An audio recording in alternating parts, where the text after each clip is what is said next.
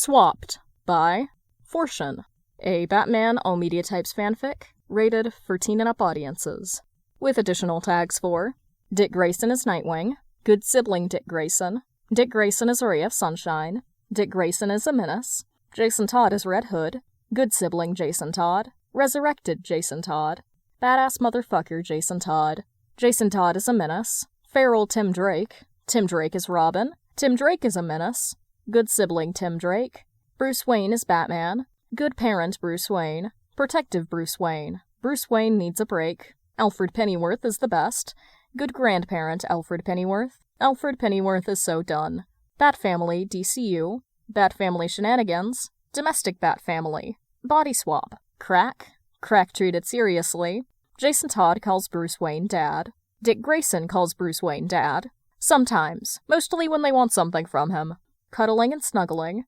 sleepy cuddles, platonic cuddling, Jason Todd is Robin, Dick Grayson is Red Hood, and Tim Drake is Nightwing.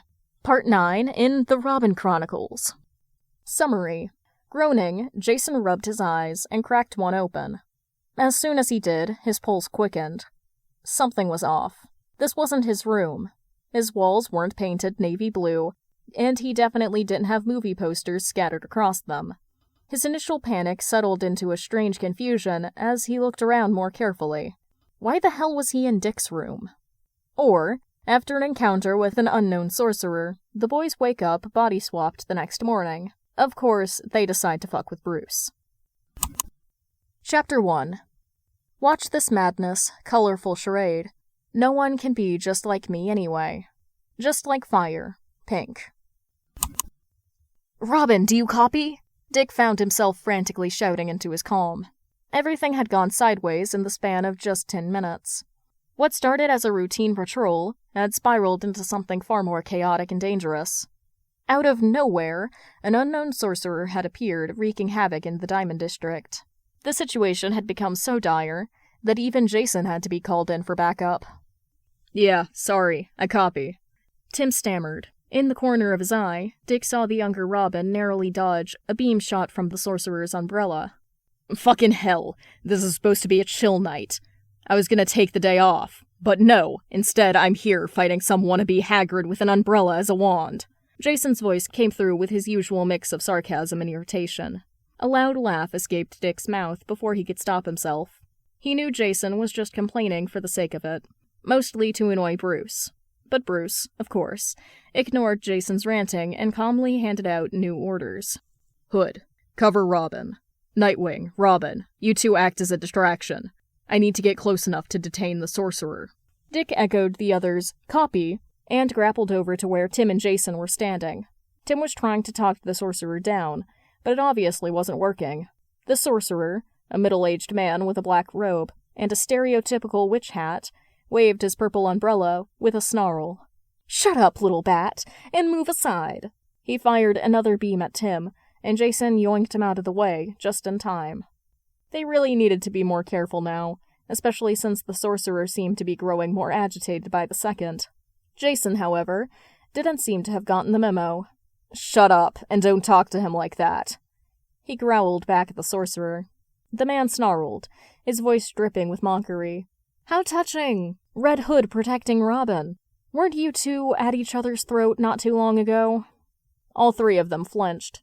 Dick wasn't sure if he did too, but the sorcerer had hit a nerve. When Jason first reappeared as Red Hood, he made it very clear that he despised the Bats and everything they stood for. His fights with Tim had been infamous, the hottest gossip on Gotham's streets. But those days were long behind them. The rift between Jason and Tim had healed. The picture of them both passed out on the couch cuddling after a movie marathon last night was proof enough of that. The sorcerer's grin widened. Well, if you all care about each other so much, you're really going to love this little trick of mine. Before any of them could react, a bright green mist swirled around them. The second it made contact with his skin, Dick felt an uncomfortable tingling sensation.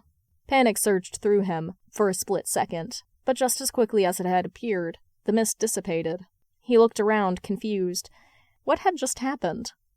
Jason immediately drew his gun, ready to fire, but Bruce beat him to it, tackling the sorcerer to the ground. Shaking off the weird sensation, Dick rushed over and yanked the cursed umbrella out of the man's reach.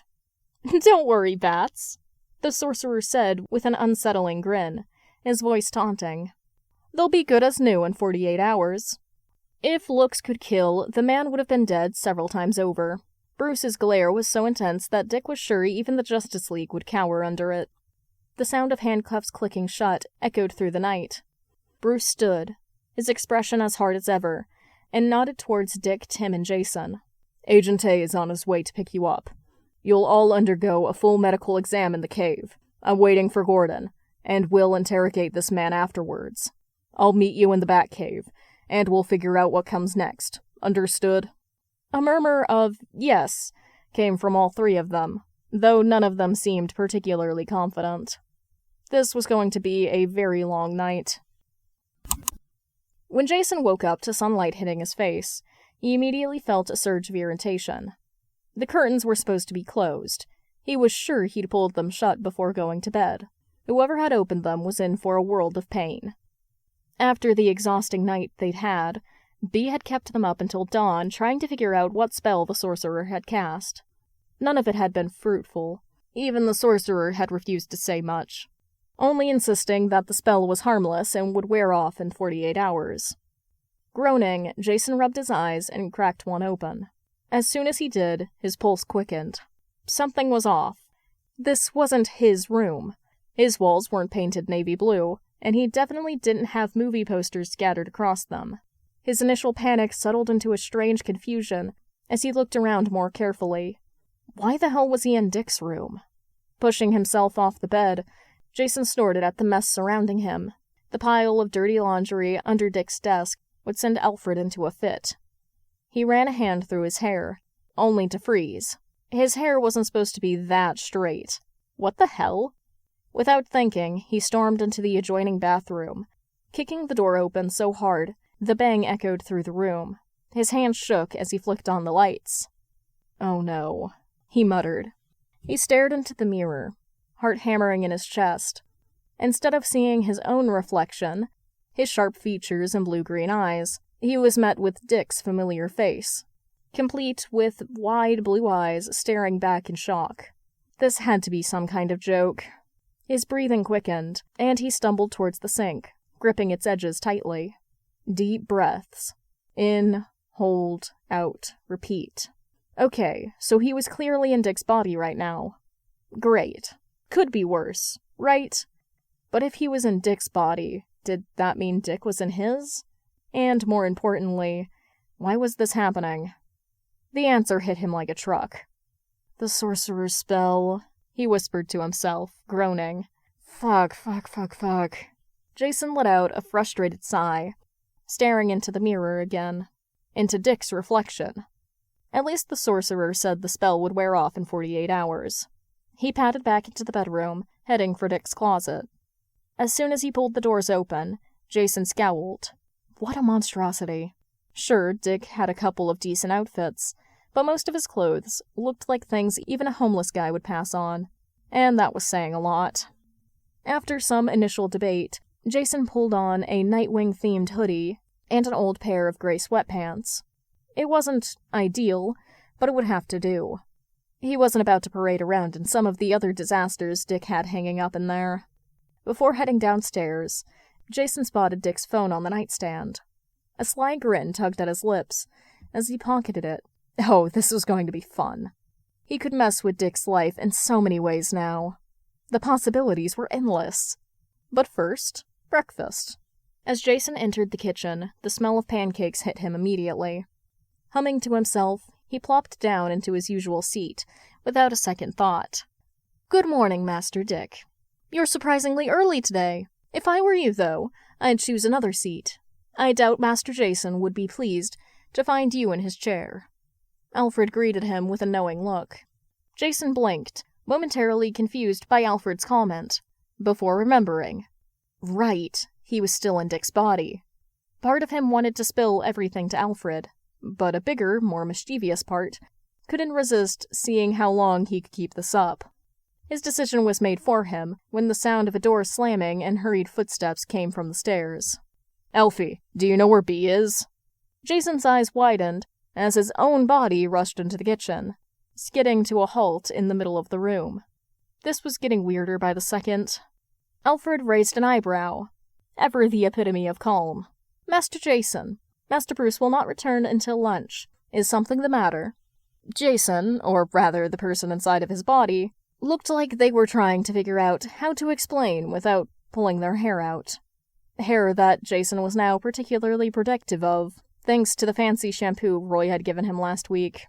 It had been doing wonders, and he'd be damned if someone ruined it. "Dick, is that you?" the person inside his body asked, their tone suspicious. Jason smirked, crossing his arms as he leaned back. "Nah, it's the fucking Grinch, baby bird." Tim's, well, technically Jason's, eyebrows shot up.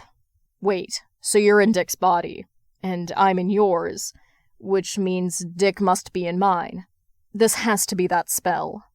Of course Tim would start spewing theories first thing in the morning. Even though Jason usually prided himself on being an early riser, this was way too early for all this bat-level crap, especially without his morning tea. "Timbo, as much as we all appreciate your brain power, how about we wait until I've had my Earl Grey before we dive into the detective work?" Jason grumbled, rubbing his temples. Both of them had temporarily forgotten they weren't alone. Alfred was still standing in front of the table, arms crossed, his expression calm but expectant. Uh-oh. They were definitely in trouble now. "Now," Alfred began, voice calm but commanding, "would one of you gentlemen mind explaining what, precisely, is going on?" Jason knew better than to think this was a simple, polite inquiry. He'd learned quickly after moving into the manor that Alfred's questions weren't optional. There would be consequences if they didn't answer. Jason glanced at Tim, who looked back at him. Seeing his own face look at him was beyond weird, before sighing and rolling his eyes. "We figured out what the spell from last night did." Alfred's face remained carefully neutral, like Bruce had taught them to keep their emotions in check. He gave a small gesture with his hand, indicating for Jason to continue. "This morning, I, Jason, woke up in the wrong body," Jason explained, locking eyes with Alfred. "I woke up in Dick's body instead of my own." Alfred processed this without as much as a twitch. His gaze shifted over to Jason's body. "And who might this be, then?" I'm Tim," Tim replied, looking distinctively uncomfortable in Jason's skin. Jason stood up and walked over to Tim, ruffling his hair with a grin. The height difference between him and Dick suddenly hit him. He'd never noticed how much taller he really was. Oh, he was definitely going to rub that in Dick's face later. "I see," Alfred nodded, completely unfazed. "Well then, take your seats. We'll wait for Master Dick to join us, and then we'll make further plans." Jason threw a quick smile at Tim before heading back to his chair, sitting down in the spot he'd claimed. Tim followed, gratefully accepting the mug of coffee Alfred handed him. As Jason sipped his tea, he and Tim sat quietly, watching Alfred prepare breakfast. A loud thud echoed from upstairs, and moments later, Dick, in Tim's body, stumbled into the kitchen, looking like he'd fought a losing battle with his own bed. His hair stuck up in all directions, and the dark circles under his eyes seemed endless. "I need coffee, Alfred. Please give me coffee. I might die if I don't get some," Dick groaned, collapsing into what was his usual chair. This wasn't an unusual sight. Tim did this almost every morning. But watching Dick mimic it so perfectly was strangely entertaining. Jason glanced at Tim, who was studying Dick with a mix of curiosity and intrigue.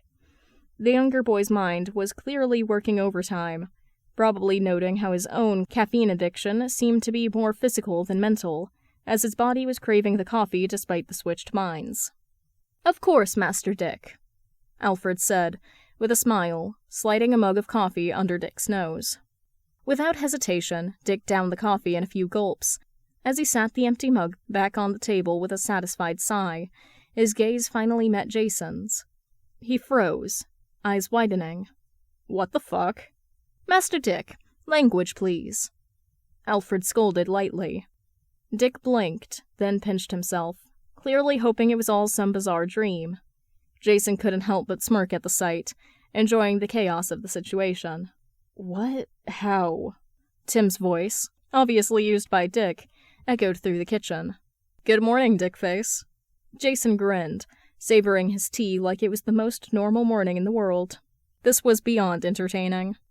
The spell, Dick groaned, realization dawning as he let his head thunk onto the table with a heavy sigh. Hey, be careful with my face, Tim yelped. No bruises. Shut up, Jaybird, I'm not even in your body, Dick mumbled, voice muffled against the table. Nope, because Timberlina is in mine. Jason shot back, flashing a grin at the wide-eyed look Dick gave him.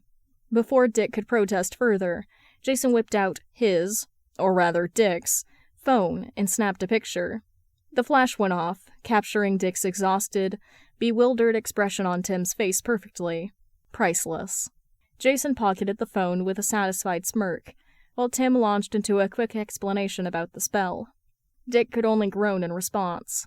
They all came to the mutual conclusion that they'd have to wait for Bruce to return from the emergency meeting at Wayne Enterprises before they could deal with any of this. Wait. Dick suddenly piped up. Isn't today a school day? All eyes immediately turned towards Jason's body.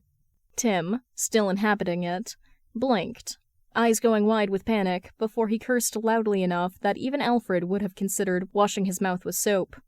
Fortunately for him, Alfred had already left the kitchen after placing plates of pancakes in front of them. Without a second to spare, Tim jumped up and rushed into the living room. When he came back, he was holding a tablet, furiously typing away on it. Jason and Dick exchanged nervous glances as Tim hunched over the device, clearly up to something. What are you doing, Tim? Jason asked, raising an eyebrow. Nothing. Neither of them bought that for a second.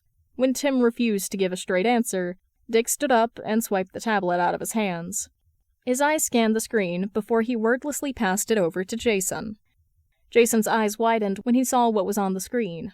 It was a school attendance log from Tim's school, and next to Tim's name was a green check mark, showing that he was marked as present. But that was impossible. Tim was right here, sitting in Jason's body.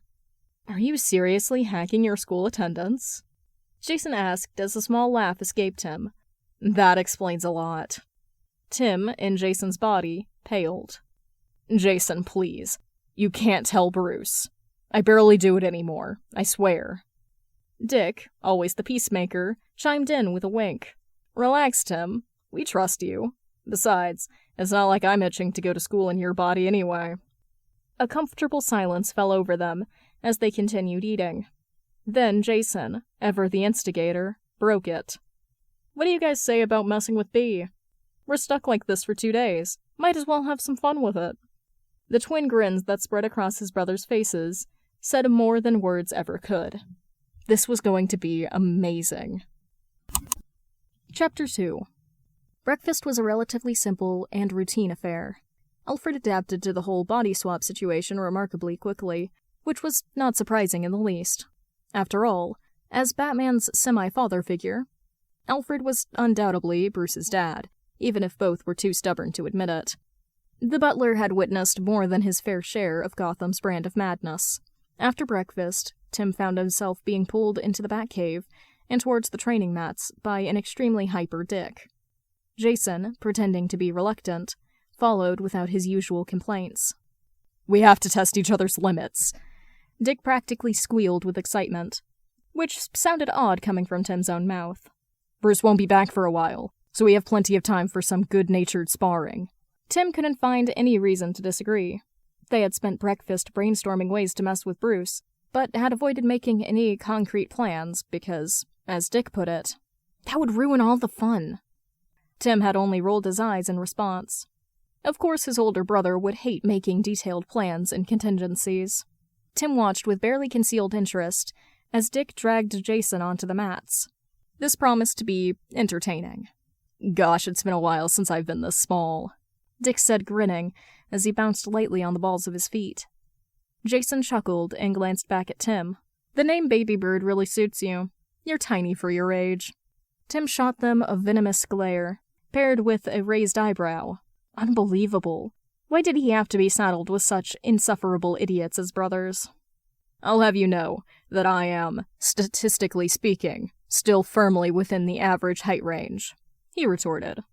Jason winked. Sure you are, Tiny Tim. Tim felt his annoyance bubbling. It wasn't his fault that his genes were different. Dick, unhelpfully, made baby noises at him, which both irritated him further and unsettled him. It was incredibly weird to see his own face making baby noises at him. Rolling his shoulders, Tim forced himself to brush off the annoyance. There was no point getting worked up over his brother's childish humor. We should take away his coffee, Jason mused, giving Dick a thoughtful look. Dick, the traitor, nodded. You're right. The amount he drinks can't be good for his small body. He pauses before adding, doesn't coffee stunt growth? Perhaps, yeah. We should tell Elfie to limit Tim's coffee consumption. Bee will probably be on board. Jason hummed. That was the point where Tim decided he'd had just about enough of these two assholes. Before he knew it, his vision was tinted green. You're not gonna tell Alfred anything, he snarled at his brothers. Everything was green. He could feel his rage coursing through his veins, pushing him to act. Don't let them win. Don't let them think you're weak. Make them regret it. Tim saw the exact moment when Dick and Jason's eyes landed on him and widened slightly. Shit, Jason muttered. Look at his eyes, Dickwad. They're green. Tim's affected by pit madness. Dick breathed out. This was horrible. Tim realized, in the brief moments when he could shake off the suffocating green haze long enough to think clearly. It felt as though something was compelling him to grab the nearest weapon and hurt his brothers for their cruelty. But they were just joking, right? They disrespected you as a person and your honor, the voices whispered.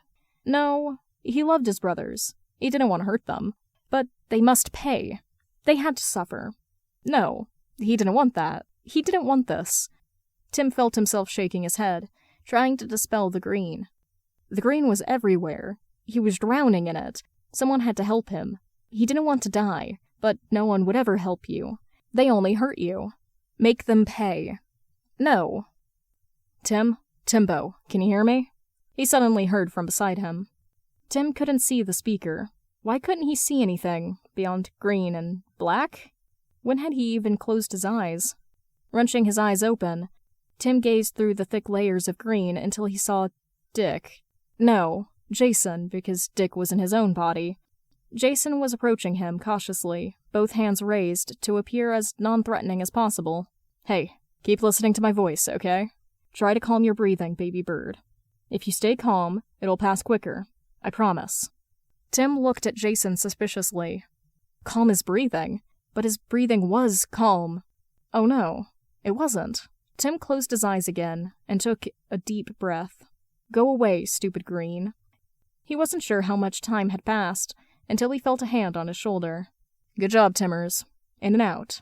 Opening his eyes, Tim rasped, What was that? Jason gave him an apologetic smile. That was the pit madness affecting you. Before Tim could respond, he felt a small body slam into him. Oh my god, Tim. I'm so sorry. We shouldn't have joked about taking your coffee away. Please forgive us. Dick, in Tim's body, had buried his face in Tim's chest and was clinging tightly to him. Tentatively, Tim ruffled Dick's hair. It's okay, Dick. You couldn't have known. Tim felt Jason patting him on the back and smiled. Thanks for the help. No problem, baby bird. You handled it really well. There was a moment of silence in the cave as Dick extracted himself from Tim's arms, and Jason stepped back to give the boy some space. A pit episode could take a lot out of someone. Jason knew this firsthand from countless experiences. He couldn't shake the feeling of guilt. Sure, it wasn't his fault that Tim experienced pit madness, but Jason still felt responsible somehow. Even his body wasn't safe for Tim. It left a hole in his heart, with a bitter aftertaste. Jason was suddenly pulled from his thoughts when Dick yanked him back onto the training mats. By now, Baby Bird was sitting on the ground, sipping water and watching them with rapt interest. His eyes still had hints of green, but had mostly returned to their usual color. Let's spar, Dick said gleefully, Tim's voice echoing off the cave's walls. Jason grinned and got into position. Why not, dickwad? Dick's body was only about half a head smaller than his, so the height difference was manageable. The real challenge was the lack of muscle mass. Since being submerged in the pit, Jason had transformed from a lean, lanky teenager into a tank. Dick's words, not his. This meant he had adjusted his fighting style accordingly. His movements were slower, but his punches were more powerful. Dick, on the other hand, was the opposite.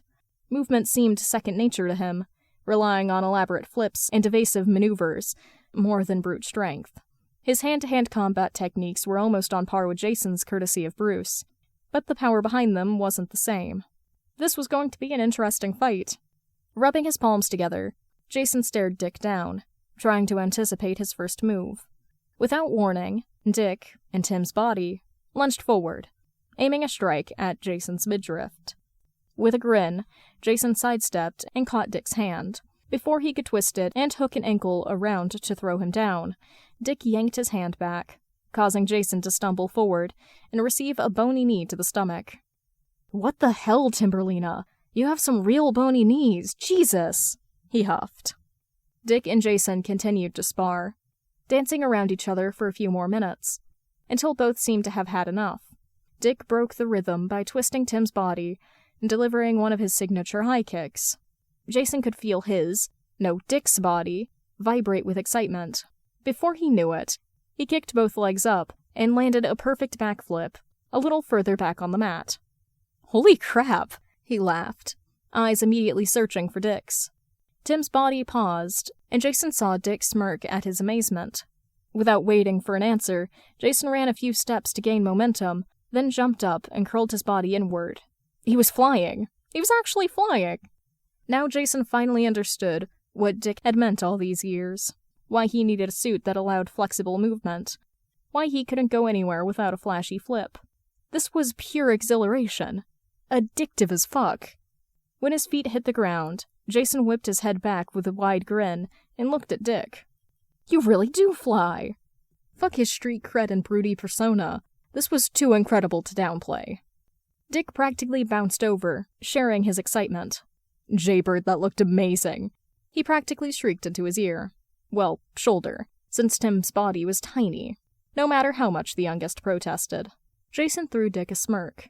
"This means that I now should be able to fold myself into a pretzel, right?" Dick rolled his eyes. "Sure you can, but be careful not to pull anything." Without a second to waste, Jason immediately knew what he wanted to try out. There was just one position his brother always did to freak Bruce and him, mostly B, out. It just looked unnatural as fuck, and had Jason convinced that Dick just didn't have a solid spine when he first became Robin. Gently and slowly, Jason bent back into a bridge, pressing the palms of his hands into the training mat. "Don't forget to take a deep breath, Little Wing." By now, Dick had moved to stand next to him, in case he needed assistance and guidance. Doing as told, Jason took a few deep breaths, before shifting down onto his forearms. After a few moments, he moved his weight back and slowly lowered his chest to the floor, while moving his legs closer to his head, until he was basically lying on the floor with his feet firmly on the mat next to his hands. "Jesus Christ!" he muttered in astonishment. Sure, he'd been flexible in his Robin days. Hell, he was still remarkably flexible for his body type, but this was pure insanity. "Good job, Jay," Jason heard Dick murmur with a proud smile. Why the fuck did he always get so emotional during these situations? Jason couldn't help but scoff. Such a mother hen. "Don't forget to take deep breaths, okay?" his brother reminded him. After a few minutes, Dick spoke up again. "Do you need me to lift your legs back? Trust me, that's the most comfortable way to exit this position." "Oh yes, great master. Please unpretzel me." Jason grinned up at the other, drawing a loud laugh from both Dick and Tim. "That is definitely not a word." Tim gasped out between laughs. Jason threw the baby bird a smirk. "I'll pay you $50 if you incorporate it into your next lit essay."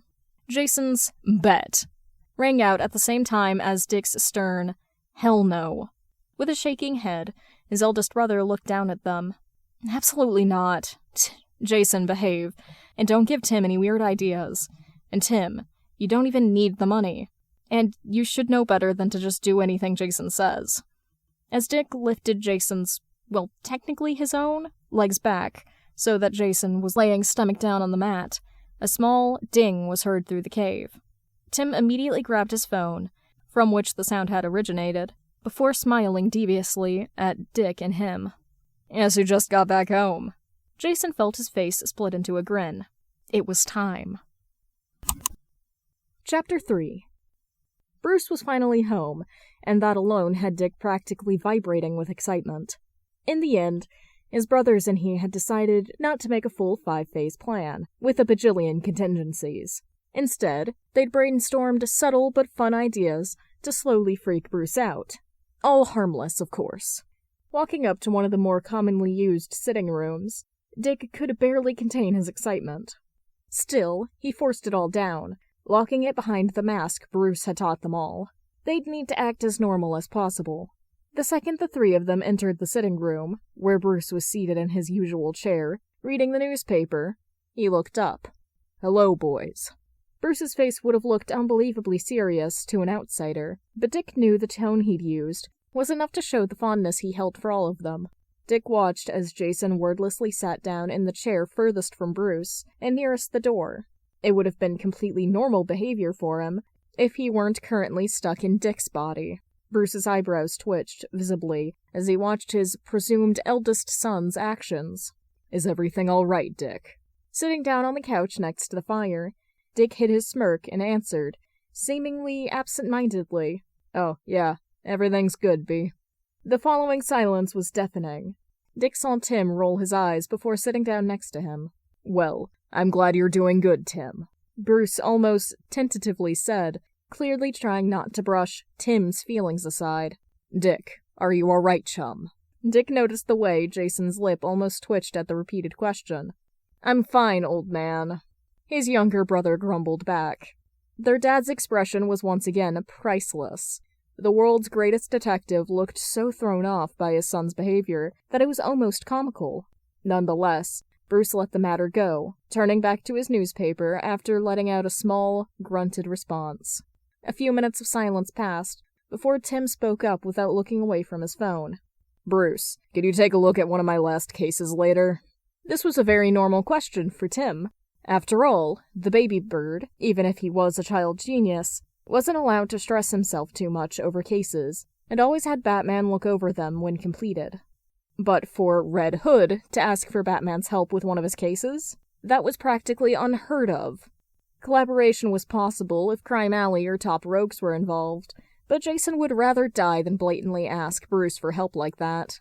Bruce visibly didn't know how to react. He kept his face completely blank, but honestly looked a little constipated. And Dick really had to pull himself together not to burst into laughter right then and there.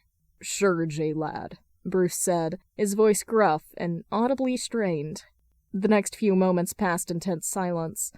None of the three boys really knew what to do or say without making it too obvious that yesterday's spell hadn't been as ineffective as they'd thought. Thankfully, the issue resolved itself when Alfred called Bruce to alert him of his phone ringing. B had fled back into his office after receiving some important call, leaving Dick and his brothers bored, and eventually going their separate ways. With a smile, Dick walked into the Manor's gymnastics room. Even after all these years, this was still the best present he had ever received. He could still vividly remember the way he'd looked up at B incredulously on his 12th birthday. Dick whistled as he set his water bottle down on the ground by the door before stepping onto the mats to start warming up and stretching. It was only then that he remembered he wasn't exactly occupying his own body at the moment. It was honestly fucking weird. Tim's body was similar to his own back in the early Robin days, but there were differences. Tim's body was less flexible, less bendy, and it constantly craved coffee. Dick honestly wished he was kidding, but he'd already downed 5 cups today and still felt jittery, tired, and like every single cell in his body was screaming for more. He joked about limiting Baby Bird's coffee intake before, but now he was seriously considering it. Rolling his shoulders, he shoved all those thoughts aside and jumped up to grab the bar. Gymnastics had always been his escape, a way to turn off his brain and relax, enjoying the quiet. The movements were nothing more than muscle memory, ingrained so deep that he didn't have to think about them. though being in a body that wasn't his definitely spiced things up. It was a challenge, but one he could handle. Tim had shown more interest recently in learning gymnastics. Not all of it, but enough tricks that could be useful for patrol. That meant Dick already had a rough idea of what Tim's body could and couldn't handle. As he twisted and turned, flipping and jumping, Dick made a critical mistake. He forgot to close the door. And worse, he forgot to stay vigilant. The sound of someone clearing their throat from the doorway startled him so badly it took every ounce of strength he had not to slip off the bar. Instead, he semi-gracefully perched on top of it with a lopsided grin. Dick's eyes immediately snapped to the doorway. "B," he said, surprise coloring his voice. It wasn't that Bruce never came to watch him. He did, but he hadn't expected B to come by today. "Tim," B said, his eyes narrowing slightly in thought. "I wasn't aware that Dick let you do these stunts without his supervision." Dick's eyes widened. "Crap. Shit. Fuck." He stammered, oh so eloquently, while his brain scrambled to come up with an answer. He'd completely forgotten that Tim wasn't allowed, or able, to do the kind of insane stunts Dick pulled. Not because B said so, but because Dick insisted on being there to train, spot, or just act as an overly excited, protective older brother. Just in case. "Dick was here a few minutes ago," he blurted, channeling his inner Tim, and throwing B a small, awkward smile. B's face didn't give away whether he bought the excuse or not, but he nodded. "All right, as long as you're careful." Dick subtly let out a breath he hadn't realized he was holding. Now fully aware that B was watching, he started showing off a few tamer moves. Nothing too flashy, but then an idea struck him, and he grinned internally. Oh, he could fuck with B right now. Yeah, screw it. As if flipping a switch, Dick started twisting his body to build momentum, letting go of the bar mid-swing and flipping in the air before catching it again effortlessly. He practically heard B's breath hitch and had to fight the urge to laugh. For the next few minutes, Dick kept it up, flipping and twisting through the air, making it look almost too easy. Finally, he dismounted the bar with a flourish, landing with both feet on the mat. When he glanced over at B, he knew he'd succeeded. B's face was completely chalk white, and he looked frozen for a second before muttering something about a "great job" and needing to talk to Dick immediately. Without giving Dick a chance to respond, B turned and briskly walked out of the gym, presumably to find Dick. Rip, Little Wing. The second Dick was sure B was out of earshot, he let out an unrestrained laugh. This was gold. Jason was peacefully minding his own business as he cracked an egg into a bowl. He'd been feeling jittery for hours and had no idea why. Unlike Dick in Tim's body, there wasn't some caffeine addiction screwing with him. At this point, he'd tried almost everything to feel more comfortable in his, well, Dick's, skin. But nothing was working. If baking didn't help, Jason decided he'd track down Dick and punch some answers out of the bastard. Honestly, if he weren't so excited about fucking with B, he'd have rather stayed dead. Stupid, inconvenient fucking jitters. Before he could crack a second egg, the door to the kitchen banged open, startling him enough to drop it on the floor. Another reason why he should have stayed dead. God fucking damn it. Jason looked up to see Bruce standing in the kitchen doorway, his expression caught somewhere between concern, seriousness, and shock. Jason scowled. "You made me drop my egg." That seemed to snap Bruce out of whatever spiral he was in, though the man still looked at Jason like he'd grown a second head. Then, slowly, and almost cautiously, Bruce asked, "Does Alfred know you're here, Dick?" The comment made Jason pause. Why the hell would he have to tell Alfred? Oh, right! Dick Face was banned from the kitchen unless Alfred explicitly gave him permission, or was supervising him. Pfft, loser. Just like Bruce. Jason knelt down to clean up the broken egg, smirking because he knew B couldn't see his face from this angle. Of course he doesn't. The silence that followed was so loud it was almost oppressive. Then Jason stood back up. He caught a glimpse of Bruce staring at him like he'd just kicked a puppy. Dick would never blatantly disrespect Alfred like that. None of them would. It must have been killing the old man to watch. Ignoring Bruce completely, Jason turned back to his mixing bowl and started working on his batter. A few seconds passed before he glanced up again. Bruce was still standing in the doorway, his mouth opening and closing like a fish out of water. Jason raised an eyebrow. That finally seemed to break B's brain, because he turned on his heel and left, mumbling something under his breath about needing to find Alfred. Jason snorted. World's best detective, his ass. Anyway, back to his brownies. Where the fuck was the cocoa powder again? Tim was currently wandering through the manor's garden. Alfred had been planting new flowers recently, which inspired him to test out his newest camera lens. Fiddling with the settings, he snapped a few pictures before adjusting them again. The sun's warm lighting, coupled with the vibrant plants and flowers, made for some beautifully whimsical shots. Humming softly, Tim focused his lens on a small butterfly perched delicately on one of Alfred's favorite violets. He had just snapped the perfect shot when the slam of the door made him flinch, startling the butterfly into flying away. Whirling around, Tim froze as he saw a ruffled-looking Bruce approaching him. "Jason, have you seen Alfred? Is that Tim's camera?" Bruce's brows furrowed as he abruptly cut himself off. Tim froze, silently cursing himself for letting his guard down. He had to quickly remind himself that he wasn't actually in his own body at the moment. Stupid mistake. No. Well, yes. He stammered, his mind scrambling for an explanation. Seeing Bruce's suspicious look, he quickly tried to salvage the situation. "No, I don't know where Alfred is. Yes, this is Tim's camera." Bruce stared at him for a few seconds, his piercing gaze practically burning a hole into Jason's, face. Then, slowly, he asked, "And he let you borrow it?" Shit! Tim never let anyone touch his camera, let alone borrow it. Especially this one. This camera was special. It was a rare gift from his biological father, during one of his short-lived attempts at being an involved parent. There was no way he'd let someone else handle it. "I asked nicely," Tim choked out, hoping that B would buy it. To his surprise, Bruce just sighed and shook his head. First, Tim is doing one of Dick's most complicated routines without supervision. Then Dick is baking without asking Alfred's permission. And now you're apparently allowed to use Tim's camera.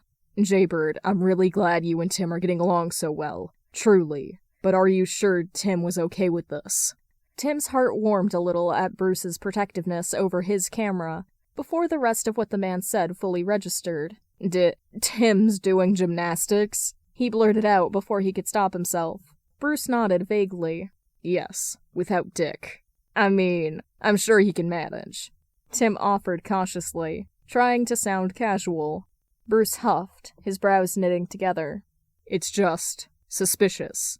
Dick always insisted on being there. He shook his head as if to clear it.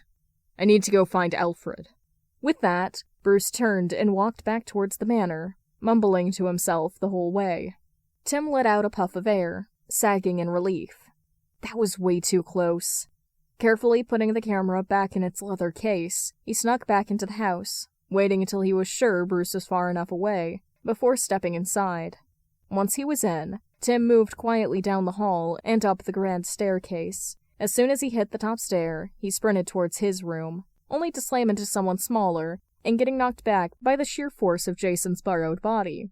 Fuck, groaned a familiar voice from the floor. I forgot how easy it was to be body slammed at this size.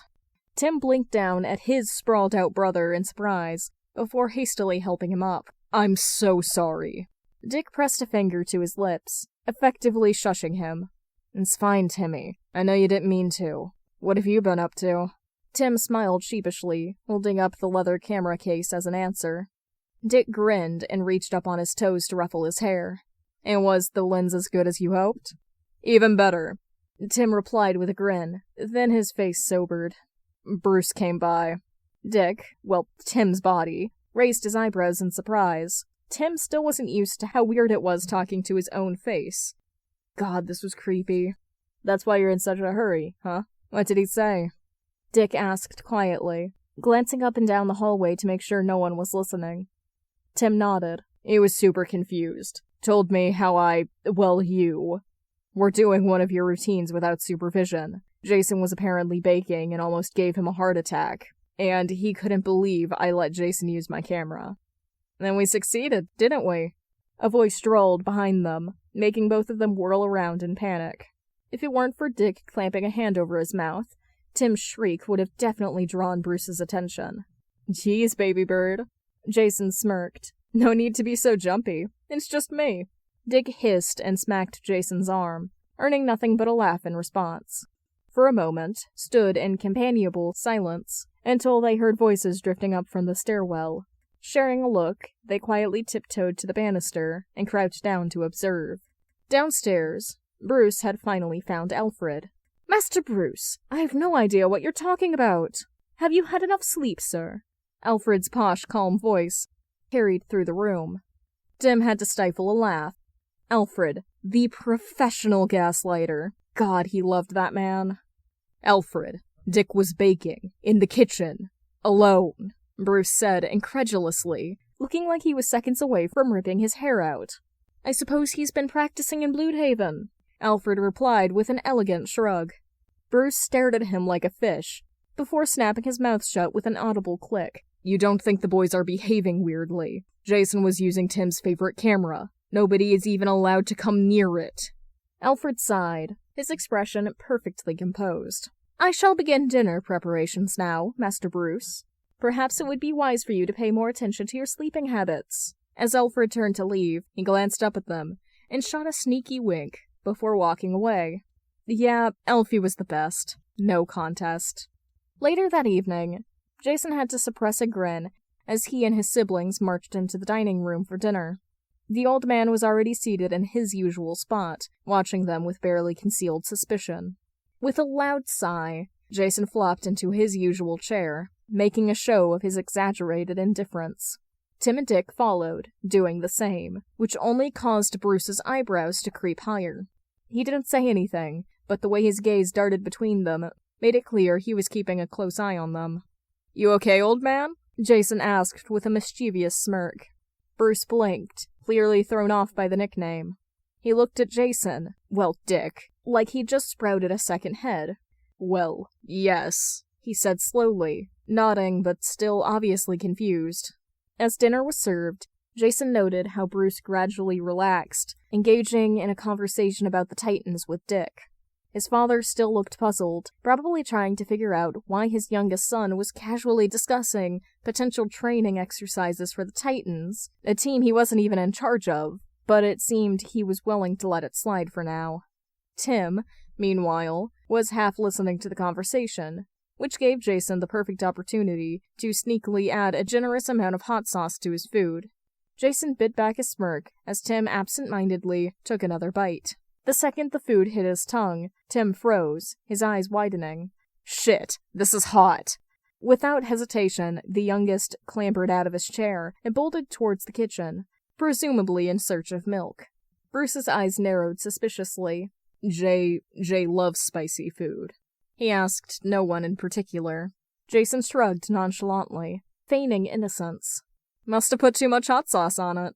He threw a casual glance at Dick, who met his gaze with a knowing look and a barely hidden grin. When Tim returned, Dick helped him back into his chair, shaking his head in amusement. The rest of dinner passed peacefully. Well, as peacefully as it ever got in the manor. That was until a phone's notification broke the silence. Dick immediately recognized the sound and started glancing around for his phone, his brow furrowed. Alfred was in the middle of clearing the plates when Jason pulled a phone out of his pocket with the biggest shit-eating grin. "Oh, Wally just texted me," Jason announced, his grin stretching ear to ear as he waved the phone in the air. Dick froze mid-reach, his face immediately going pale before shifting to red. Bruce's eyes narrowed as he focused on Jason like a hawk. "Let's see what he's got to say," Jason hummed as he used the phone's facial recognition to unlock it, taking advantage of being in Dick's body. "Don't you dare," Dick warned, his voice dropping to a dangerously low growl. Clearing his throat dramatically, Dick began reading aloud. "Hey baby, still up for our date this weekend? Heart emoji, water drop emoji." He raised his eyebrows in mock scandal, glancing at Dick. In the corner of his vision, Jason spotted Tim turning bright red as the implications of the emojis sank in. "Give it back," Dick snapped, his embarrassment palpable. "I've been looking for that everywhere." Instead of handing it over, Jason grinned wider and kept reading. The tower's empty this weekend, winky face. We can try out... He stopped mid-sentence, his eyes widening at the next part of the text. Oh shit! Before Jason could even process what he'd read, Dick vaulted over the table with a snarl, aiming straight for him. Get back here, Jason! Dick yelled, scrambling to grab him. The chaos was broken by Bruce's voice, sharp and commanding. Everyone, quiet. They froze mid-scuffle, their gazes snapping to Bruce, who looked like he was teetering on the edge of a breakdown. Alfred stood in the background, as composed as ever, though his eyes glinted with subtle amusement. Bruce's stern gaze swept across them. Now, can someone explain what in the world is going on here? Chapter 4. The silence was absolutely fucking deafening, as Dick and Jason stood frozen. Baby Bird was still seated, watching everything with wide eyes. Even Alfred stood by the doorway, waiting to see what would happen. Jason shrugged, watching his big brother. Dickface can explain. He tossed the phone over to Dick, and went to sit back down at the table, still able to see his betrayed expression. Fuck you, little wing, Dick grumbled, pocketing the phone, his face still cherry red, before also taking his seat again. Once again, silence. Nobody spoke. Jason watched as Tim grew increasingly nervous, fidgeting more and more, before hesitantly opening his mouth to explain. Well, you know that spell we were hit with yesterday, right? He asked, eyeing Bruce's reaction. Their adoptive father looked like he was at the end of his rope. With a sigh, he pinched the bridge of his nose. Boys, I don't bite. What about the spell? It was Dick who answered. Well, it wasn't as ineffective as we thought. B looked at them blankly and gestured for him to continue. We kinda woke up and swapped bodies this morning, Dick admitted sheepishly. Bruce sighed, and that classic, remind me why I thought it was a good idea to pick you up from the damn circus, look crossed his face. Grinning, Jason watched as Tim turned to Dick and silently mouthed, I should have left you on that street corner where you were standing. Dick, in turn, mock-flipped his hair, which looked absolutely ridiculous in Tim's body, and mouthed back, But you didn't. That earned yet another sigh from their adoptive father. Alf. Before B could even finish, Alfred interrupted with a faint smile. Yes, I knew about this, Master Bruce. No, I promised them not to tell you. And no, you are not allowed to sell, abandon, or disown my grandsons. Jason couldn't help but snort. Fuck yeah, Alfie. You tell him. Honestly, it was hilarious how the Justice League saw Batman as this stoic, immovable man. They should really see him being dragged to bed by his ear, whimpering because Alfred wouldn't let go. After that, no one could ever take the feared Batman seriously again. That would be hilarious. But, Master Bruce, I am not above taking your cave privileges. No harm was done. Another sigh. Jason really needed to turn this into a drinking game. One shot every time the old man sighed or grunted. Easy fucking hangover the next day. Actually, you should do that with Roy. They should film a league meeting and take a shot every time Ollie or B grunted, sighed, or frowned. Wait, no. Bad idea when Leanne was around. Mentally, he quickly scraped that first date idea off his list. Alfred. No. Across from him, Jason saw Dick and Tim cracking up too. So worth it. There was a thick silence that stretched for a few more seconds, until Tim suddenly turned to Jason with an almost betrayed expression. You got us caught, he explained, a little whine creeping into his voice. That accusation had Dick narrowing his eyes at Jason, too. Jason had to suppress a snort. Like, come on, Dickface. At least he should have realized Jason was the one who ratted them out. I did, Timmers, he responded neutrally, or at least tried to, but a smirk still crept onto his face. But I had so many other ways to fuck with Bruce. Language. Bruce cut in swiftly. Excuse me, Alfred, he muttered before fixing Tim with a look that could only be described as constipated. You had plans to mess with me. Tim stared at Dick and Jason for a few seconds, eyes wide, before turning back to Bruce. Uh-oh? Jason couldn't hold back his laugh. Great job, Tim Tam. Gaslight, gatekeep, girl boss. Only he fucking failed at the first step. Bruce sighed again. Boys. Tim, the poor fool, obviously tried to change the subject. Why did you have to read out Dick's texts, if you knew it would get us busted? This time, Jason didn't even bother hiding his mischievous grin. Well, you know how you have certain obligations in life, right, Timbuktu? Much to Jason's surprise, Tim, his innocent little brother, was actually listening, expecting something deep or groundbreaking. He almost felt bad. As a younger brother to Dick, I am required to be as much of a little shit as possible. Understand? Now, come closer. He gestured for Tim to lean in before whispering conspiratorially, "But this only works with the eldest sibling, alright? Doing it to the middle one, which, in this case, would be me, would result in bad luck." Jason carefully watched Tim's reaction. At this point, Dick was trying to join their little conversation, which earned him a shove. Because privacy is important. Really? Tim looked understandably skeptical, which was fair. Baby Bird was a detective, all right, but Jason knew exactly what to say to make him fall for it. Yes, not only do I have more experience being a little brother, but I'm also your Robin, right? And your Robin would never lie to you, with the intent to hurt you, would he?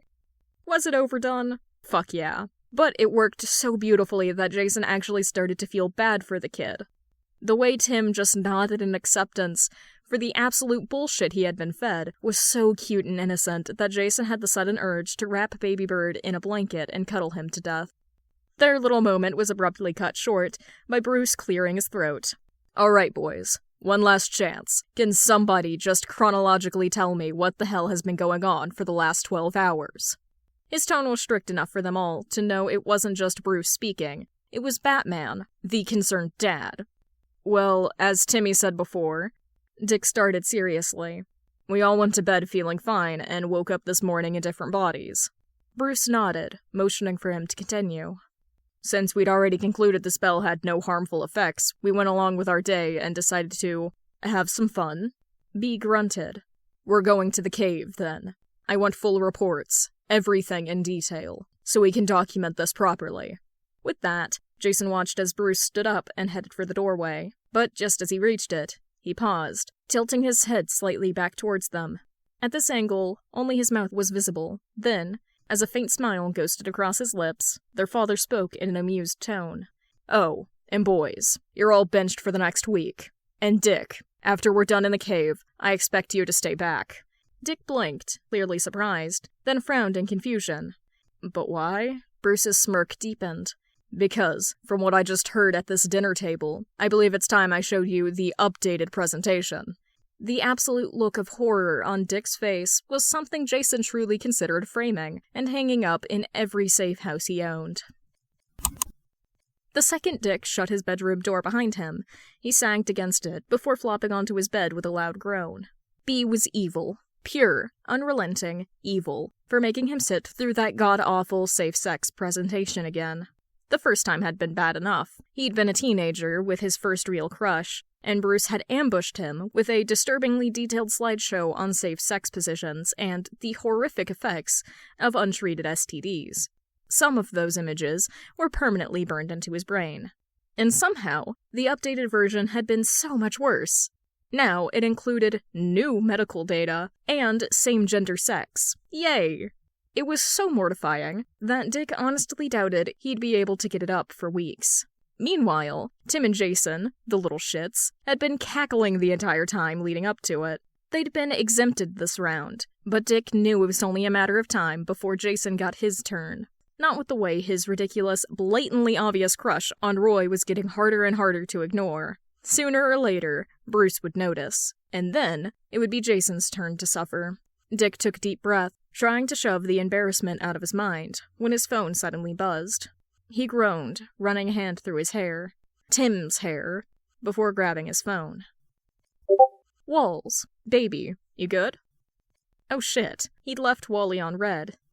Or rather, Jason had left Wally on red, after loudly reading their private messages in front of everyone. Fucking hell. "Dickie Bird. Yeah, sorry for the radio silence. You won't believe what happened." Before he could even type out an explanation, his phone started ringing. Without hesitation, he picked up and sighed. "Hey, Walls." Silence. Dick frowned. "Wally?" More silence. Then, "Tim? Why do you have Dick's phone?" Wally's confused voice came through the speaker. Dick's eyes widened. Oh fuck. He'd completely forgotten about that part. "That's a funny story," Dick said with a sheepish laugh. You know how I texted you yesterday about that sorcerer on patrol? You mean how Dick texted me? Wally corrected. Yeah, so, Tim, Jay, and I woke up in each other's bodies this morning. There was a brief pause. Holy shit, babe! Wally bursted out. You're in Tim's body? You're Robin-sized again? Well, that was unexpected. Sure, his boyfriend was an easygoing guy, but the immediate acceptance of the situation baffled the bat side of Dick, who just believed something like that without questioning it. What if this was a prank call? Once Dick was back in his own body, he was definitely having a conversation with Wally about being more cautious. Crap, he sounded like Bruce. Before he could dwell on that existential crisis, Wally's voice crackled through the speaker again. So, about this weekend, though. Dick cleared his throat. Yeah, about that. You know how we were going to hold off a little longer before telling everyone we're official? Yes? Wally sounded a little wary now. Dick didn't give him a chance to spiral. Jason kinda did that for us. He's in my body right now, had my phone, and decided dinner time was the perfect moment to read your texts out loud. There was silence for a few seconds until Wally found his voice. Dick, babe, this is funny. You're joking, right? Wally's voice was rising. Your father, he didn't hear them, did he? Dick winced. He did. A strangled noise came from the other end. Fuck, I'm so dead. Batman is going to kill me. Oh my god, babe. The Batman is going to murder me. Actually, Dick interrupted. He wasn't too upset. A sharp inhale. Define too upset. Well, Dick hesitated. He only mildly traumatized me with an updated sex presentation, and then told me to invite you for dinner next month. There was a long, drawn-out exhale. I'm going to live, Wally whispered, like he couldn't believe it. I don't have to go on the run. Dick chuckled. No, Walls, you don't have to go on the run, but you'll need to prepare for the hardest interrogation of your life. It was silent on the other end once more. A Batman interrogation? Wally's voice hit an impressive octave. It was well known that Batman's interrogation techniques weren't for beginners. Apparently, the Justice League had once done a training exercise where they practiced interrogating each other. Ollie, the poor man, was reportedly still traumatized to this day, and considering he'd survived a literal, uninhabited island for a year, that said a lot. Well, it probably won't be a Batman interrogation, Dick admitted. More like an Alfred interrogation. A pause, then flatly, that's worse, isn't it? Yeah. Fuck me. Not while I'm in Tim's body. A horrified splutter. What the fuck, Dick? Wally shrieked. Dude, don't give me that imagery! Before Dick could respond, his bedroom door slammed open. Jason barged in, then froze when he heard Wally's voice. Within seconds, his face was bright red. Walls, I'll talk to you tomorrow, alright? Jay just ran into my room. Yeah, no problem, baby, Wally said, still recovering. Good night, love you, and you are telling me everything about the Alfred interrogation tomorrow. Dick grinned. Of course, I wouldn't want you to die, Walls. Love you too, bye. The second he ended the call, and pocketed his phone, he was greeted with loud gagging noises from Jason. You two are disgusting. Dick snorted. You only say that now because you read the texts. Jason shuddered. That was traumatizing. You did that to yourself, Little Wing. Dick smirked, then softened his tone. Do you need anything? Jason looked rough in Dick's body, his hair a mess, fingers constantly fidgeting. Taking a deep breath, he exhaled sharply and deadpanned. Something is wrong with your body. Dick blinked, caught completely off guard. What? Something is wrong with your fucking body, Dickface. I feel awful, and it's driving me up the goddamn wall. Dick tilted his head, scanning Jason, his body, more closely. My body is fine, though? It's not like it has some insane caffeine addiction. Unlike some people. Jason ran a frustrated hand through his, Dick's, hair.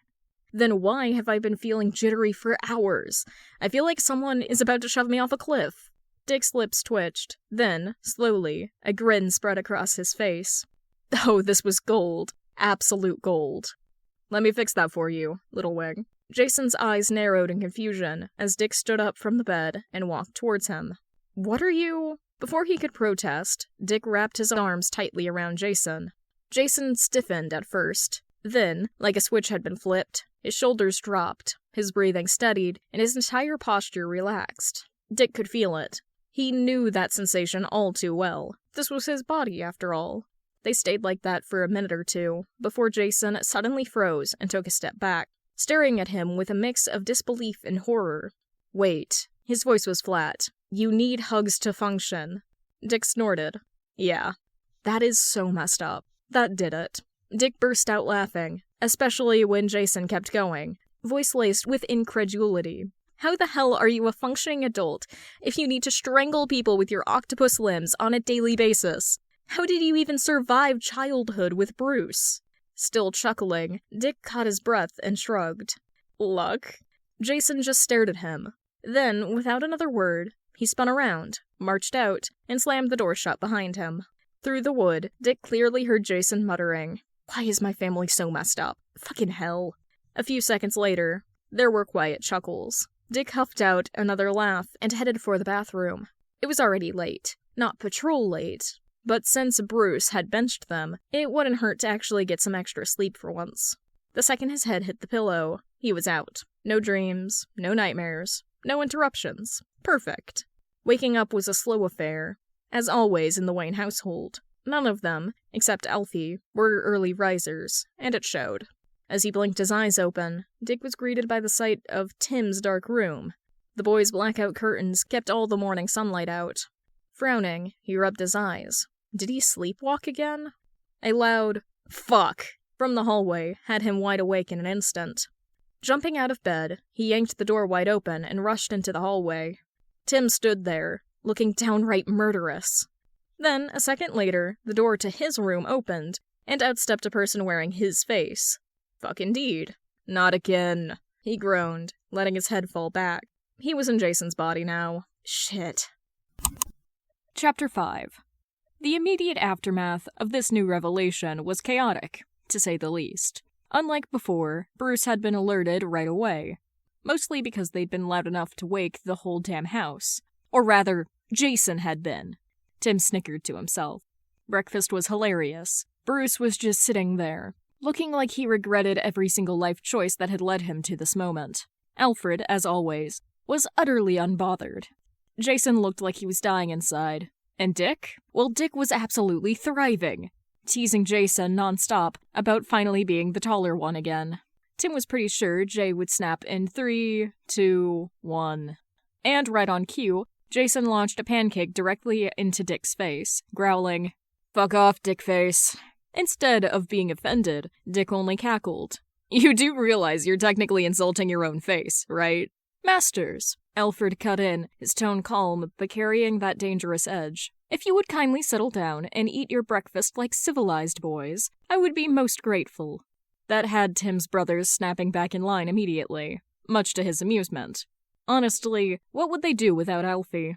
The man was the only reason the household even functioned.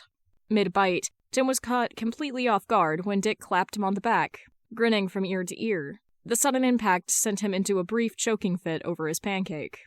"Damn, sorry, Timmy. Please don't die," Dick said, still smiling like an idiot. Jason snorted into his tea. He says that with a grin. "You trying to cash in on Samantha's life insurance?" "What?" Dick gasped, all fake offense. "I would never. Not my poor beloved baby brother." Before Tim could even react, he was suddenly yanked into Dick's lap and smothered in hugs and kisses. With a squeak and wide eyes, he desperately tried to escape. But Dick had a fucking iron grip. "Jesus, Jaybird, I never realized you were this strong." Their oldest brother chuckled, watching Tim struggle with way too much amusement in his eyes. Jason opened his mouth, probably to throw some smug remark, but Alfred cleared his throat, and just like that, Tim was mercifully released. "Wait, baby bird, we could do so many fun things." Dick started excitedly. "Remember that machine you were trying to build last month?" Bruce immediately cut him off with an exasperated sigh. "No, we are not using anyone's body in some mad experiment, Dick." Dick, of course, ignored him entirely. "Okay then, I could teach you that jump combo you've been trying to get down. It'll be so much easier now that you're—" "No," Bruce said instantly. "What?" Dick gaped at him. "But come on, B. This is literally the perfect opportunity. I can teach him everything way faster now that he's in my body." Bruce just hit him with the classic, which, in Bruce to English translation, meant, don't even fucking think about it. If you do, I will personally make sure you're grounded and benched until you're 35. Dick let out a dramatic sigh, pouting as he sagged back into his seat. After breakfast, Tim hurried to his room, trying to escape before Dick could rope him into some insane plan, one that would undoubtedly earn them both Bruce's wrath. Instead, he decided to spend the day doing some casework. Maybe he'd squeeze in some video games later. His piece lasted for about an hour. Then, with a loud slam, his door flew open, and Dick barged in, grinning like he had just come up with the most evil idea in existence. "You know, Timmy," he began, way too smugly, "now that you're in my body, there are certain needs you'll have to fulfill to keep it healthy. Luckily for you, I know exactly what those are." Tim barely had a second to process before Dick snatched the case files out of his hands and tossed them onto his desk. Before he could protest, he found himself scooped up and carted off like a sack of potatoes. "What the— Dick, put me down!" Tim yelped. His words fell on deaf ears. Dick marched them both out of the room and straight into his own, where he promptly dropped Tim onto his bed. The mattress bounced under him with the impact, and before he could scramble away, Dick was already on him. Efficient as ever, Dick wrapped him up burrito style in a blanket, then flopped down next to him, deploying his octopus limbs to trap him completely in a vice-like grip. "Dick!" Tim whined, wriggling in frustration. "What the fuck? Let me go!" Dick just laughed, tightening his hold. "I know my body best, and my body needs cuddles right now." The grin in his voice was way too obvious. Tim let out a long, suffering groan. "I was busy with casework," Dick cut in immediately. "Baby bird, even B would thank me for getting you to take a break. You work too hard." Tim pouted, elbowing him. "You say that like you're any better. Didn't Bruce have to literally bribe you into cutting back your police job to part-time?" "Shh." Dick hushed him, full seriously. "We do not talk about that. It's in the adoption contract. Page 3, Section 5. We ignore all personal hypocrisy." He buried his face into Tim's, his own hair. "My job as your big brother is to look out for you." Tim hummed in response, already feeling drowsy. A yawn slipped out before he could stop it. Not missing a beat, Dick flipped him around, positioning Tim so his face was buried into the soft fabric of his hoodie. "Just get some shut-eye, baby bird," Dick murmured. "I'll wake you up if anything happens." That was all the convincing Tim needed. Within minutes, he was out cold, warm and comfortable in his brother's arms. Dick was really happy right now. Sure, the whole body swap situation wasn't ideal, but it could be a lot worse.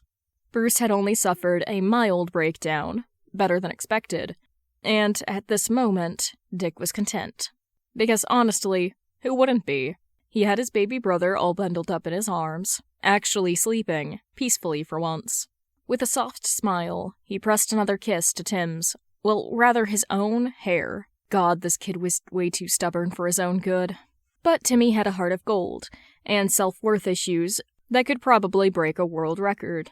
One day, Dick vowed silently, one day, Jay and I are going to make him realize just how important and loved he really is. His smile darkened slightly. Jason had been keeping tabs on the Drakes, and from what they'd gathered, the couple was getting more desperate by the day. Ever since the public fallout over their neglectful parenting, their reputation had taken a massive hit, costing them multiple business deals. And now, their company had started dabbling in shadier practices, which was perfect for Dick's plan. They may have gotten away scot-free when it came to Tim, he thought darkly, but they're not escaping forever. One day, when we've got the right evidence, I'll make sure the world knows exactly what kind of people they really are.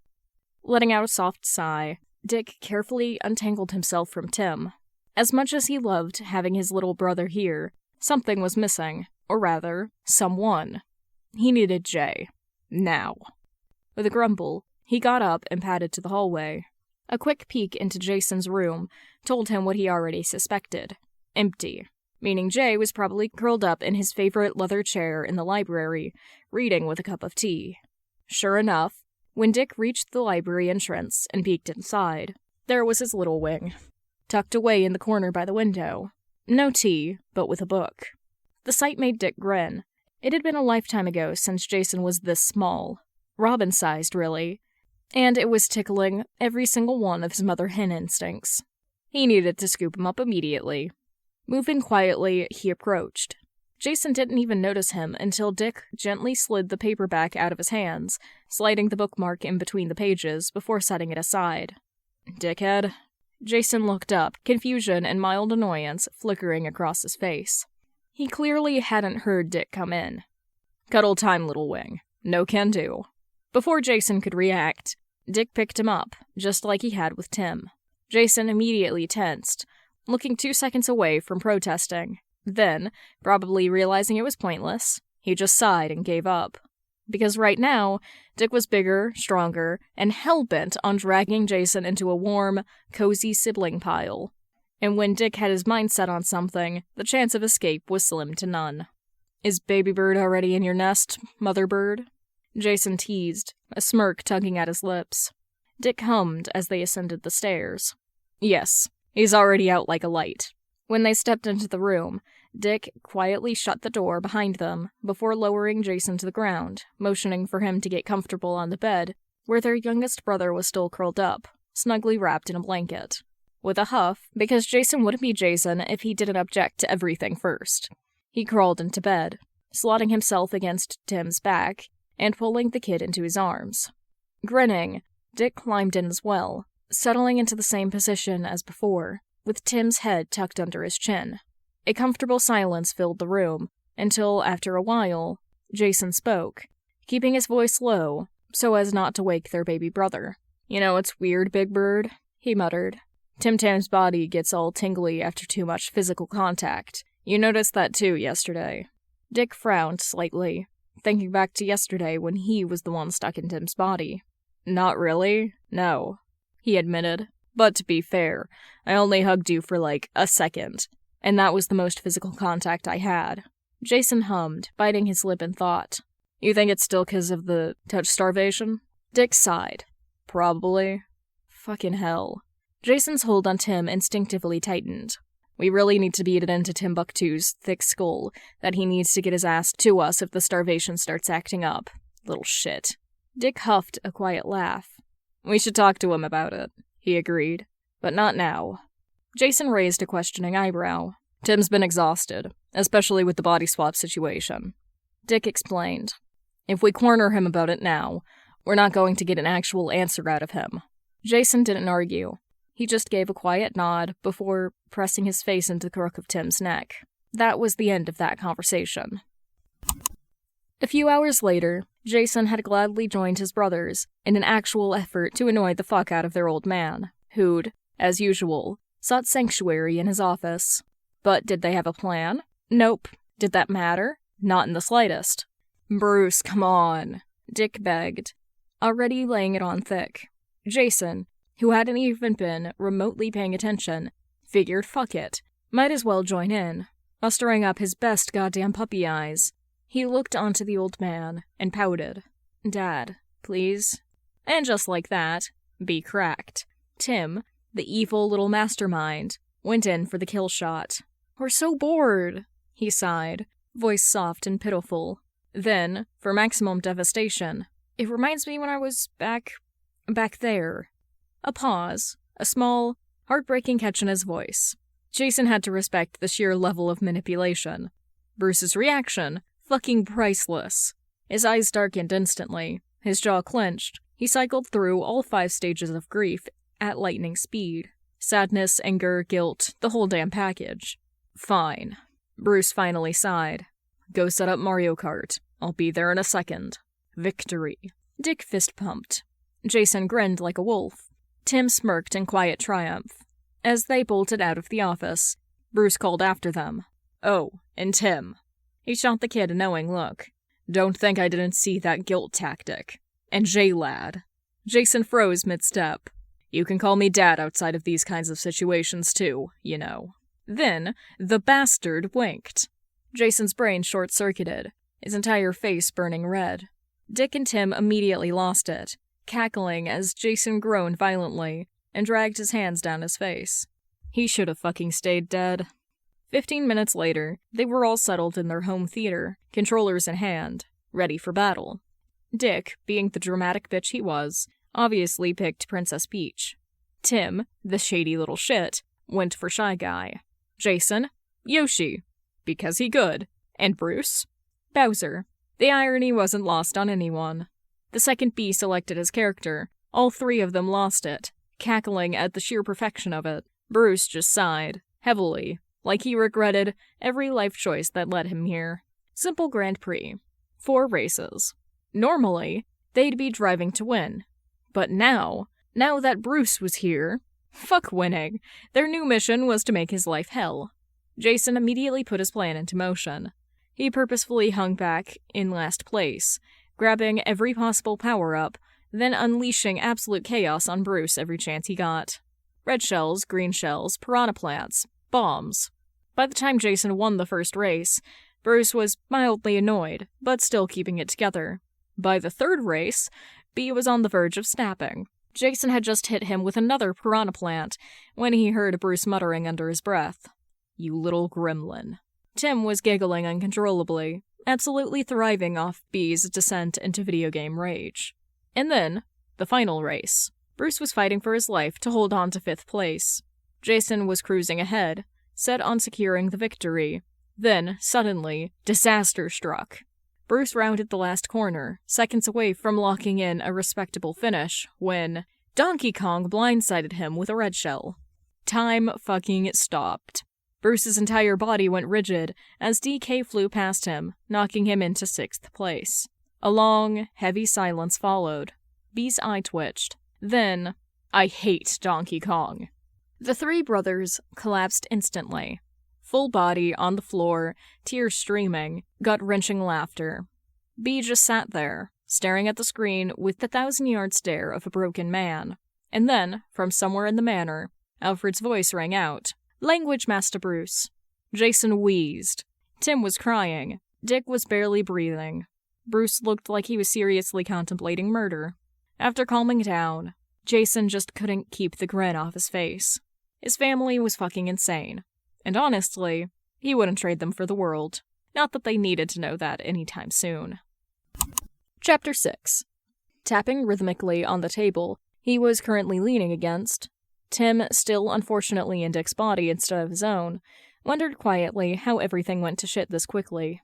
They were playing Mario Kart, just as a normal, not coping with their respective traumas by terrorizing unsuspected criminals while dressed up in silly costumes, family, and had subsequently enjoyed a very nice dinner prepared by their butler, but not really because he was their grandfather, when they got the news that Arkham had just suffered a massive breakout. Great timing. As Tim gnawed on his lip, he watched his eldest brother, now towering over them in Jason's body, argue with their boss, mentor, but really father, trying tirelessly to convince the most stubborn man they knew to let them help him.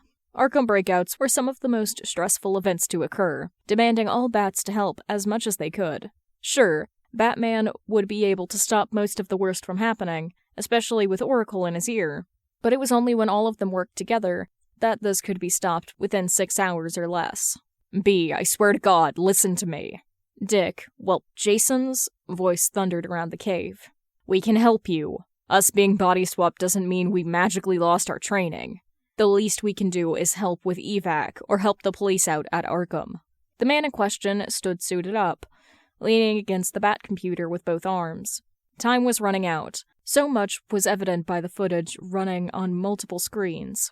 Batman needed to go out now, and preferably any other Bat-affiliated vigilante too, since the escape of rogues such as Joker, Calendar Man, and Penguin would soon prove fatal to civilians.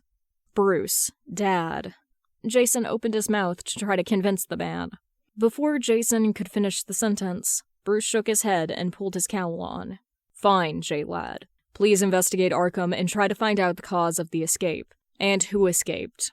From what Oracle has found, the guards have been able to get most of the prisoners back in their cells. Dick, you are in charge of any needed evacuations. Stay in communication with Oracle. Tim, please join me as soon as you can. I'm going to speak with the commissioner, so we can work with the GCPD to bring in all the escapees. Of course Bruce would cave when Jason asked. He always did. Talk about not having a favorite child. Once again, Tim was surprised that Jay didn't object to being given direct orders. But the situation was unusual. His elder brother did sometimes know when to stay quiet. Very surprising, he was aware. Shooting all three of them almost carrying looks, Batman marched over to the Batmobile. Be careful. It was barely audible to the non-Bat-trained person, but it warmed Tim's heart. B had come a long, long way from being the stark and mysterious figure, only capable of grunts and gruffly spoken orders, to, well, a dad who learned to communicate his thoughts and emotions. Now the three of them knew that Bruce did indeed love them, and was prouder than even most hardcore soccer moms of their accomplishments. With a wall of pictures and reports in his study, and office as evidence. Without looking back, because Tim knew Bruce would have changed his mind if he did, B sped off, leaving him in the cave alone with his brothers. That actually went well, Dick remarked, surprised as much as relieved, as he walked over to the Bat-computer. Tim nodded, watching his older brothers, and deciding he would take their cues. He himself was also relieved. This wasn't a matter of, we are highly trained vigilantes, and capable of doing this.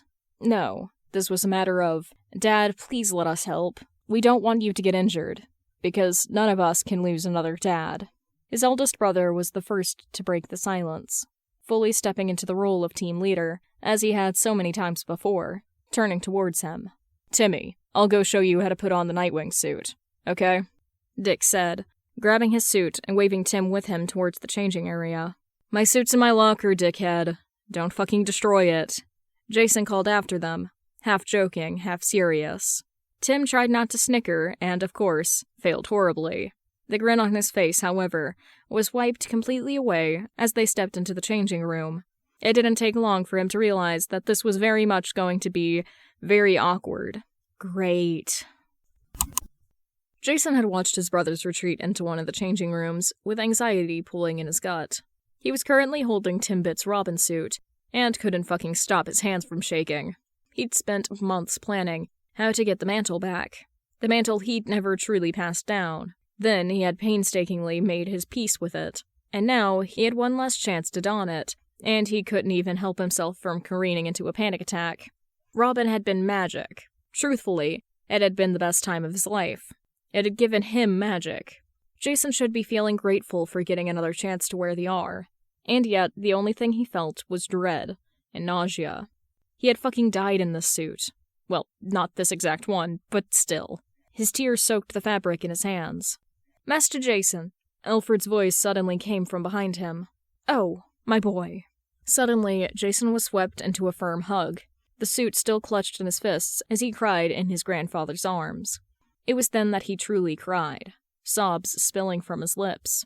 He cried for all that had been ripped away from him. His family, his future plans, the high school graduation he had been dreaming about the second the word school had fallen from Bruce's lips, and plans for studying literature right after. The possibility of joining Dick's Titans team, going to the circus with Dick as part of their yearly tradition, without panicking at the mere sight of someone with white face makeup on. The list went on and on. Yes, he had fucking crawled out of his grave. He had made it out, and yet he'd lost so much. So many parts of himself he'd never get back. Many memories were still blurry, or even wholly absent, thanks to Talia throwing him into the pit, head first. He'd even tried to kill his baby brother, his precious baby bird, who'd been left to roam in this dangerous world alone, at way too young an age. Fuck, he'd been so mad at his dad. So mad. A part of Jason still was, and would probably always be, Dinah, one of the most badass and best women he had the pleasure of knowing, from even before he died, had told him that it was normal, and that a part of him would always see Bruce's inability to rescue him as a form of betrayal. At least he had made it back, more or less, in one piece. That was what counted. After a while, he really didn't know how long, Alfred broke the silence gently, still absent-mindedly running his fingers through Jason's hair. You must understand that you're not required to put this on. Jason's head immediately snapped up to meet his grandfather's eyes. He opened his mouth to react, interject, disagree. He honestly didn't even know. The old man shushed him gently. Jason, his eyes wide into fraction at the address without the butler's beloved Master title prefaced. You endured more than most grown men in this suit, with this emblem painted across your chest. It is understandable if you'd rather not put yourself back in this kind of spotlight. With his heart hammering away in his chest, because he was alive. Alive, goddammit! And tears drying on his cheeks.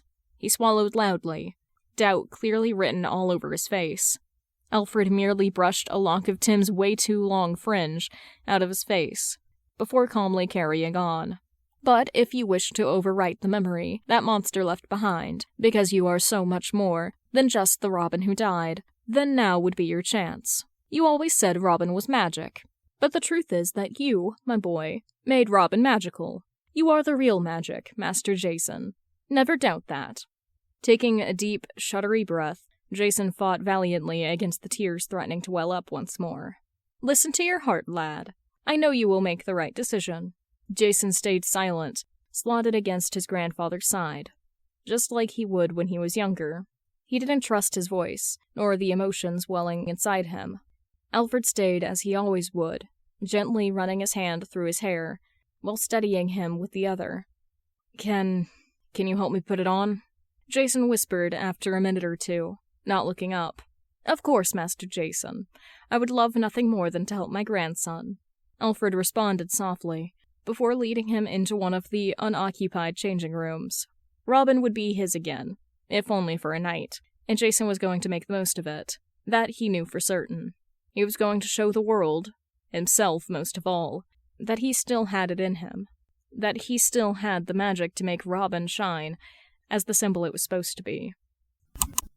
The work that evening, and well into the night, had been grueling. Dick decided as he flopped down onto the chair in the Batcave. He just stumbled out of a well-deserved steaming hot shower and put on a set of Bee's clothes, which were a lot less baggy on Jason's body than his own. Gosh, his little wing had grown into such a tank. Every time he was reminded of it, he couldn't help but get a little emotional. He'd been such a small bean the first time Dick had met him, and now Dick had to crane his neck up to meet his eyes. His brothers were not faring any better, all of them absolutely knackered. Dick was sure, if their father were honest, he'd say so about himself, too. Nonetheless, certain protocols had to be followed, and things needed to be written down and archived for future reference. Thus, the four of them, Alfred flitting around, bringing everyone tea and some of his homemade cookies. Best grandpa ever. Sat around a table and recounting everything that happened that night, with a precision not even most CIA agents had. After speaking to incompetent bastard number 2, I went to the head guard's office. Guess what? The asshole was just sitting at his desk eating a burger, as if nothing had just happened. Jason huffed, Tim's hair askew, and cheeks rosy. Hands curled around the mug Alfred had handed him minutes before. Did you... Bruce started. Yes, I took pictures of their badges and already sent them to Barbie. His little brother interrupted swiftly. Their father nodded, a small, almost overlookable smile playing on his lips. Great. Thank you, J-Lad. Nobody commented on the childlike expression of joy Jason made. Dick had to stifle down his own smile. Deep in their hearts, Tim excluded, since he wasn't an adult yet, they were all children craving their dad's recognition, however small or stupid it might be. Dick was next up and kept his report as brief as humanly possible, craving his bed and soft sheets above all. First, the largest evac was in the Narrows. Babs will send you the location marker. Firefly scorched a whole apartment building. The fire was contained within an hour. 56 residents made it out by themselves. 12 had to be extracted. No casualties. 20 people were brought to the hospital. 17 with smoke inhalation, and 3 with minor burns. B nodded, periodically asking a few more questions to clarify details. After a while, he gave Dick the go-ahead to continue recounting the rest of the evacuations he had helped with.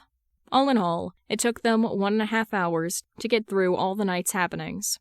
It didn't take much motivation from Alfred for them to head to their respective rooms and pass out in their respective beds. Shooting one last good-night message to Wally, Dick didn't even have the energy to put his phone on the nightstand, dropping it onto his chest instead, the second his eyes slipped shut. Jason woke up feeling like absolute shit. Apparently, he'd forgotten to close his fucking curtains before heading to bed. even though he was sure he had done so before throwing himself into bed and burritoing up. Even worse, it felt like his cheek was pressed against something hard. A phone, maybe? Once again, very weird, because Jason put his phone on the charging dock on his desk. Rubbing his eyes, he blinked them open, already feeling a grumpy mood set in for the day, as he snatched the phone from under his cheek. His vision focused. Why the fuck had he slept with Dickhead's phone? Jason lay there still for a few seconds, his brain trying to catch up. Wait, 48 hours. Dick had been in his body. It had been 48 hours. Now Jason was in his own body again. Scrambling out of bed, he dashed to the nearest mirror, nearly crying in relief. Yes, he was a dramatic bitch. Deal with it. At the sight of his own face in the reflection, with adrenaline coursing through his veins and his brain seemingly still half asleep alongside any sense of shame, he ran, for whatever reason, into his dad's room like a child, running to show off a drawing. The room was still drenched in darkness, with Bruce fast asleep on the left side of the king-size bed. Bruce! Jason found himself whisper-shouting. When the man didn't respond, vigilance his ass, he tried again. Dad. Belatedly, he realized how stupid this all was, but it was already too late. Bruce shifted, eyes narrowing at the door where Jason stood. J-lad, it's too early to be up, he grumbled. Come here. Without really knowing why, Jason let the door softly click shut behind him and padded towards the man's bedside. Before he could even open his mouth, a hand closed around his wrist and he was yanked into bed next to Bruce, his father swiftly pulling the duvet around both of them, before mostly falling back to sleep. Stunned, Jason lay there for a few seconds, rethinking his whole life. Sleep, chum. It's too early. The old man grunted again, pulling him closer to his chest. Embarrassingly, it didn't take long for Jason's heart rate to go down, nor his eyes to slip shut. He blearily noticed a smaller body joining them a while later, and briefly woke up at the sight of Dick climbing into bed behind Tim. His older brother's face had an annoyingly soft smile on it. We're all back in our own bodies now, Dick had whispered, freezing a little when Bruce, still very much asleep, now on his back, shifted to pull both Jason and Tim better into his sides. Jason merely nodded, his eyes drooping again. Go back to sleep, little wing, his brother murmured. But don't you dare sneak out before breakfast. Releasing a near-silent snort, Jason drifted back into peaceful unconsciousness, surrounded by his dad and brothers. That morning, Alfred's beloved photo album gained another treasured photo. Notes. And that's a wrap. Oh my god, it only took me fricking 1 year and 3-ish months. Thank you guys so much for all the support I got for this fic. Y'all are insane. Honestly, though, I cannot articulate how much all of your comments and kudos have meant to me. Thank you, truly. I will try my best to respond to all 144 comments still in my inbox. Hopefully, I will have more time to write in February once uni's out. Have a fabulous day/night. Love you guys. Heart. And they have their typical notes. If you enjoyed, leave a comment. Go check out their Tumblr. And just general thanks for reading. For most of the chapters on this one, I recorded them on completely different days. So if the audio quality, jumps from chapter to chapter, I apologize. If you enjoyed listening to this, feel free to go down to the description below and give the author some love. Leave them some comments, leave them some kudos. If you enjoyed specifically my reading, go down to the comments and tell me what else I should read. And you can subscribe if you like. Yeah. Have a great day. A beam shot from the sorcerer